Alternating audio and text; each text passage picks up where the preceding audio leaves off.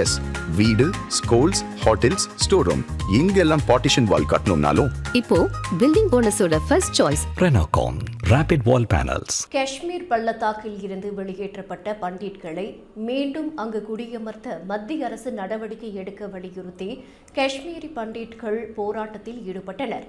காஷ்மீர் பள்ளத்தாக்கைச் சேர்ந்த இந்துக்களான காஷ்மீர் பண்டிட்கள் முஸ்லிமாக மதம் மாறவில்லை என்றால் கொல்லப்படுவீர்கள் என்ற பயங்கரவாதிகளின் அச்சுறுத்தல் காரணமாகவும் தொடர்ந்து குறிவைக்கப்பட்டு கொல்லப்பட்டதாலும் ஆயிரக்கணக்கான பண்டிட்கள் தங்கள் பூர்வீகத்தை விட்டு வெளியேறி டில்லியிலும் ஜம்முவிலும் நாட்டின் பிற பகுதிகளிலும் குடிபெயர்ந்தனர்.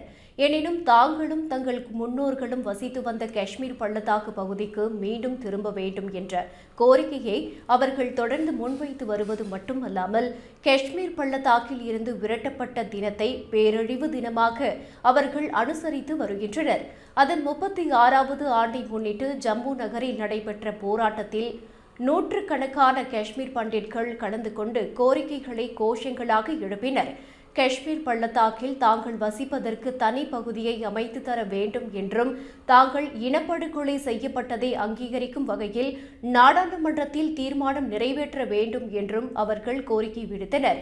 இந்நிலையில் காஷ்மீர் பண்டிட்களின் கோரிக்கை தொடர்பாக செய்தியாளர்களிடம் பேசிய ஃபருக் அப்துல்லா காஷ்மீர் பண்டிட்டுகளை யார் தடுக்கிறார்கள் என்று கேள்வி எழுப்பியுள்ளார்.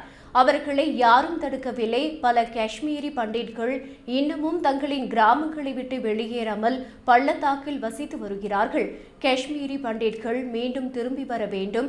காஷ்மீரை விட்டு வெளியேறிய பண்டிட்களின் குழந்தைகள் இப்போது கல்லூரிகளிலும் பல்கலைக்கழகங்களிலும் படித்து வருகிறார்கள். அவர்கள் வேண்டுமானால் காஷ்மீருக்கு வரலாம், ஆனால் அவர்கள் நிரந்தரமாக அங்கே திரும்புவார்கள் என்று நான் நினைக்கவில்லை என்று தெரிவித்துள்ளார்.